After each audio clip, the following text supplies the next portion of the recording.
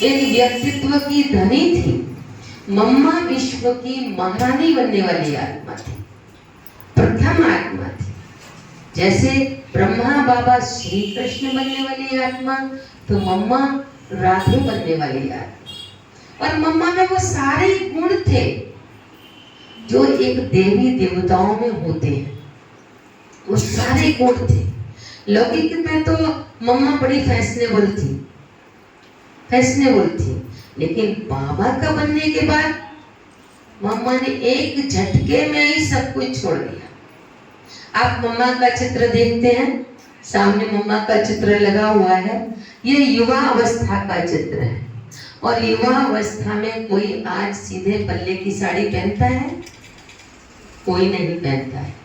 सबसे पहला मम्मा का पहनावा ही बदल गया, मम्मा का। सीधे पल्ले की साड़ी में मम्मा आ गई। और मम्मा को सभी प्यार से मम्मा कहते थे, सब बच्चे भी मम्मा कहते, बाबा भी मम्मा कहते, और मम्मा की लौकिक माँ भी मम्मा कहती थी। कितना बड़ा एक प्रभाव रहा उनका इस अलौकिक के जीवन में। तो मम्मा जो थी वो राधे बनने वाली आत्मा थी। हर बात में हाँ जी का पाठ पक्का। बाबा ने जो कहा मम्मा ने कहा हाँ जी बाबा, कभी ना जी नहीं कहा, हाँ जी। हम तो छोटी छोटी बात में भी ऐसे कैसे हो सकता है, ये कैसे हो सकता है। जैसे कहते हैं एक बार पार्टी आई बाबा के पास मधुबन में, पांडव भवन में, और जब पार्टी जा रही थी तो पार्टी विदा होने वाली थी। बाबा ने कहा मम्मा से कि मम्मा, बाबा बच्चों को साबूदाने का हलवा खिलाना चाहता है, हलवा बनाएगी? मम्मा ने कहा हाँ जी बाबा। मम्मा ने यूं नहीं कहा कि पार्टी जा रही है, अगर और कोई होगा तो यूं कहेगा ना पार्टी जा रही है, अब कहाँ से बन जाएगा, ये तो बाबा आपको पहले बताना चाहिए, ये सोच के रखना चाहिए। लेकिन मम्मा ने कहा हाँ जी बाबा। और मम्मा गई भंडारे में। अब उधर बाबा के पास में पार्टी विदा भी हो रही है, बाबा के पास छुट्टी लेने आई है, और मम्मा ने उधर साबुदाना पीसा है, भुना है, जो भी कर रही, कढ़ाई में कार्य कर रही है। उधर बहनें सूचना दे रही है मम्मा बाबा से विदाई लेने के लिए पार्टी आ गई है, अब हलवा क्या करेंगी बना करके। मम्मा लेकिन बना रही है, हलवा बना रही है। पार्टी विदा भी हो गई। फिर बाबा मम्मा से आकर के कहा कि मम्मा पार्टी तो गई, अब हलवे का क्या काम है। फिर भी मम्मा बना रही है। पार्टी बस स्टैंड भी पहुंच गई, बस में बैठ गई। मम्मा से फिर जाकर के कहा मम्मा अब क्या करेंगी, पार्टी तो बस में बैठ गई। अब क्या हुआ, मम्मा ने हलवा बना लिया, लेकर के आई और बाबा को दिया, बाबा ये हलवा बन गया। बाबा ने कहा अच्छा। बाबा ने एक भाई को साइकिल से थैले में रख करके और बस स्टैंड पर भेजा कि जाओ बच्चे ये पार्टी को देकर गया। और जब वो हलवा वहां बस में पहुंचा, वो बस छूटने वाली, चल स्टार्ट हो गई है, चलने वाली है, उस भाई ने बस को रोका है, रुमाल हिलाकर, हाथ हिला करके रोका है। बस रुकी, बस में वो हलवा दिया। और जो बहन भाई थे वो सब देख देख करके खुशी के आंसू उनके आ रहे थे कि जो बाबा का प्यार, जो मम्मा का प्यार ना, वो प्यार तो था ही, लेकिन साथ में मम्मा का जो पार्ट था वो हाँ जी का पार्ट था, हर बात में हाँ जी। और मम्मा की विशेषता थी कि हुक्म ही हुक्म चला रहा है। हम कौन है? हम तो सिर्फ करने वाले, जो बाबा ने कहा बस वो कार्य करना है, हम करने वाले हैं, हुक्म ही हुक्म चला रहा। और दूसरी जो मम्मा की थी, हर घड़ी को अंतिम घड़ी समझो, हर घड़ी को अंतिम घड़ी समझो। कौन सी हमारी आखिरी घड़ी हो ये तो पता नहीं ना। और आखिरी घड़ी आ गई, आप जब गुस्सा कर रहे हो या कोई संकल्प विकल्प चल रहे हैं, भलाई बुराई कर रहे हो, उसी समय आखिरी घड़ी आ गई तो फिर अंत सुगति होगी नहीं होगी। तो अंत मते सुगति, हर घड़ी को अंतिम घड़ी समझो, कभी भी आ सकती है। उससे पहले हम बाबा की याद में रहें, निरंतर याद में रहें, याद में कोई अंतर ना आए। तो मम्मा इतनी महान दादियां दीदियों से हम सुनते हैं जिन्होंने पालना ली। भैया जी थे श्याम पचौली भैया जी, उन्होंने मम्मा से पालना ली। सन 62 में आ गए थे, मम्मा तो 65 में गई। 3 साल मम्मा का संग रहा। तो कहते हैं जब वो पहली बार मम्मा से मिलने गए दिल्ली में, जब मिलने के लिए गए तो वहां पर मम्मा ने पूछा कि और कोई सैल्वेशन, कोई बात हो मन में। तो भैया जी ने कहा कि मम्मा और कोई तो बात नहीं है, पर मुझे माँ से मोह बहुत है, अपनी लौकिक माँ से।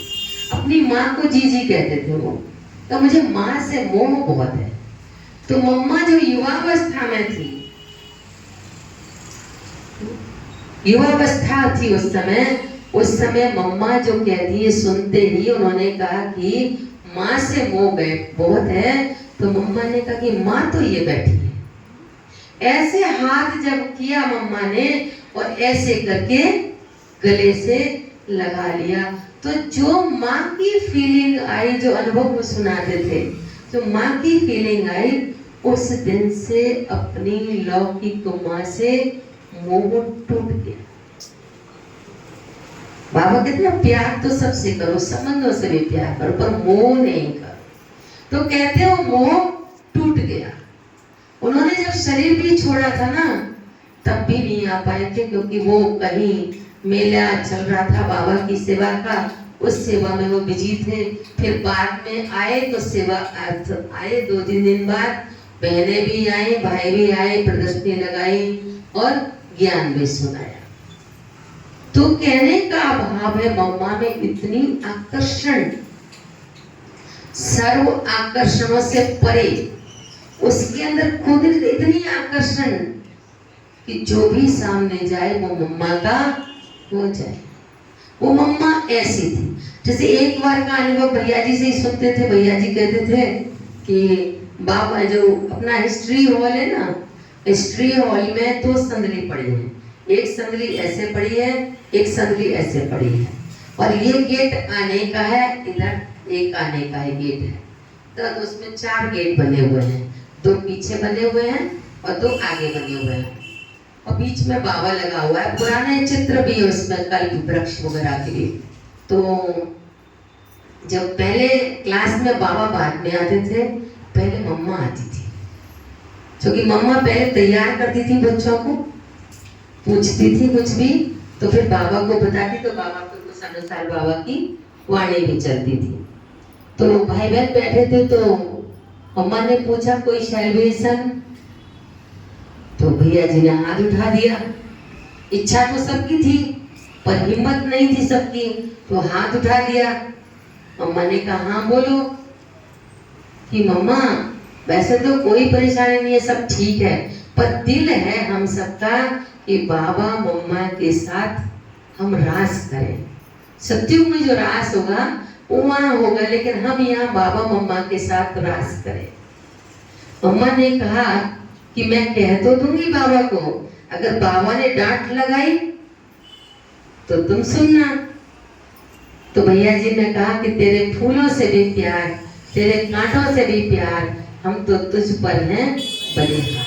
सभी ने तालियां बजाई। फिर बाबा आए, और बाबा जब आए, बाबा से मम्मा ने कहा कि बाबा बच्चों की ये इच्छा है कि आपके साथ रास करें। बाबा ने कहा ठीक है, बाबा भी रास करेगा। तो बाबा और मम्मा के साथ सबने मिल करके रास किया।